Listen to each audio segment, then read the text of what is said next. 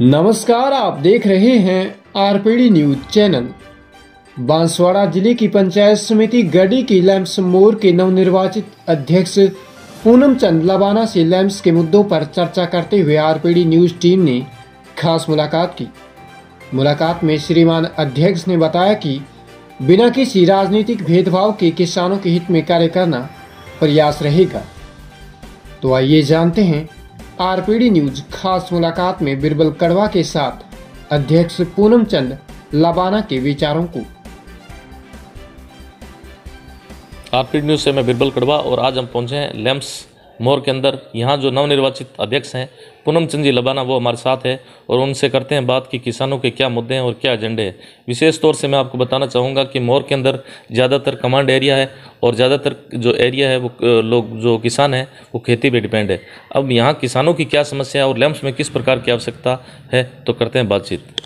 सबसे पहले बहुत बहुत अध्यक्ष महोदय, आपको बहुत बहुत बधाई हो। पूनम चंद जी, आपको भी बहुत बहुत बधाई, धन्यवाद।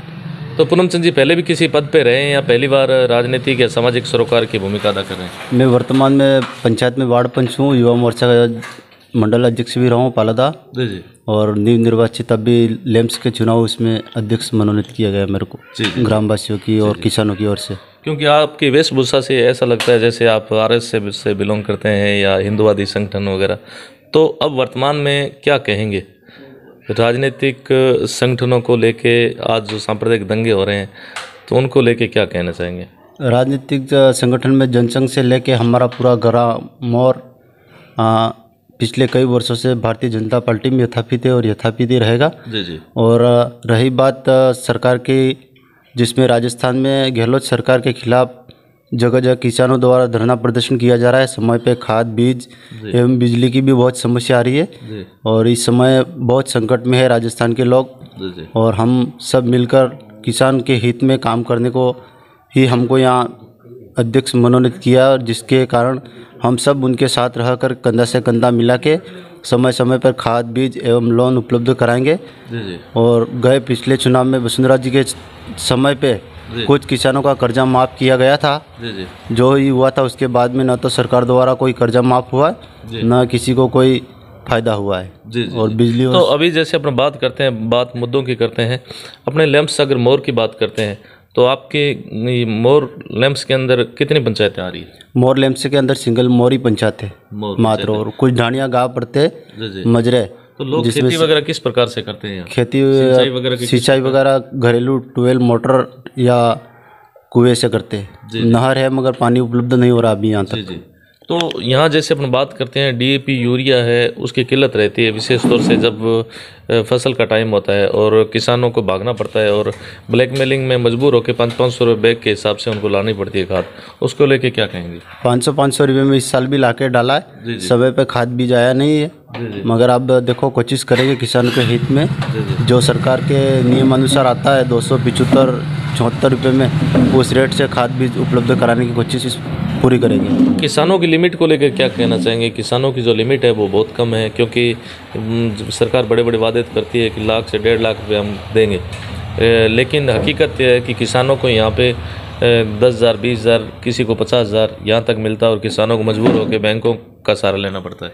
हम कोशिश करेंगे जैसे कि ज़मीन में कुछ हिस्सा बाकी रह गया तो जुड़वा करके जिन किसानों के लंबे खाते हैं उनको ज़्यादा से ज़्यादा लोन कराएंगे और जिनका कम है उनको भी ज़्यादा कराने की कोशिश करेंगे। जी, आज डीएपी यूरिया है, उनके भाव है वो आसमान छू रहे हैं। कोई भी सरकार आए, चाहे बीजेपी हो या कांग्रेस, किसानों की आर्थिक स्थिति वही रहती है। और डीएपी है, यूरिया है, जो उसको डाले बगैर फसल नहीं होती। तो क्या कहना चाहेंगे, इसमें कुछ सुधार होना चाहिए? इसमें सुधार होना चाहिए, चाहे किसी भी पार्टी की सरकार हो, मगर किसानों को खाद, यूरिया और डीएपी समय समय पर मिलना चाहिए और वाजिब दाम पे मिलना चाहिए। जी। और ये सब्सिडी वाला मामला है वो हटा देना चाहिए। सीधे तौर पे किसानों को जो भाव होता है वो लेके खाद बीज उपलब्ध करा देना चाहिए सरकार को। जी।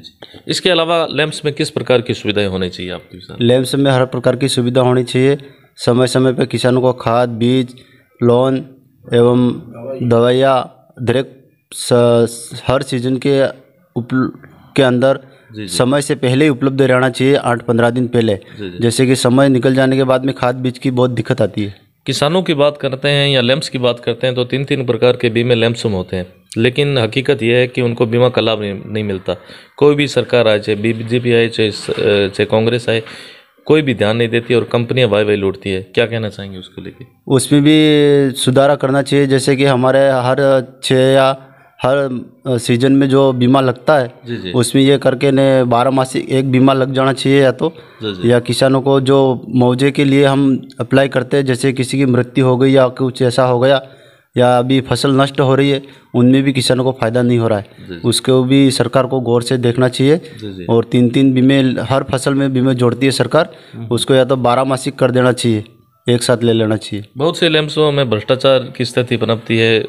डीएपी है, यूरिया है, इनके रेट भी ओवर रेट लेते हैं।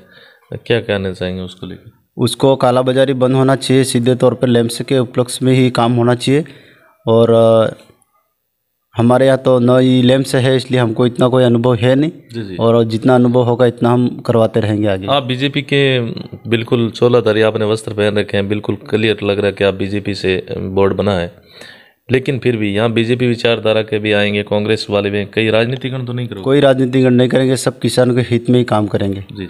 आपके क्षेत्र के लोगों ने आपको मान सम्मान दिया, क्या कहना चाहेंगे उनको? उनका आभार और धन्यवाद जताता। जी। तो यह थी हमारी खास मुलाकात मोर लैम्प्स के जो नवनिर्वाचित अध्यक्ष है पूनम चंद जी लबाना, जिनका कहना है कि बिना किसी राजनीतिक भेदभाव के किसानों की कोई भी समस्या आती है उसका हम त्वरित गति से निवारण करवाएंगे और हर क्षेत्र में आगे रहेंगे। धन्यवाद सर, आपने समय दिया, बहुत बहुत धन्यवाद। बहुत बहुत धन्यवाद।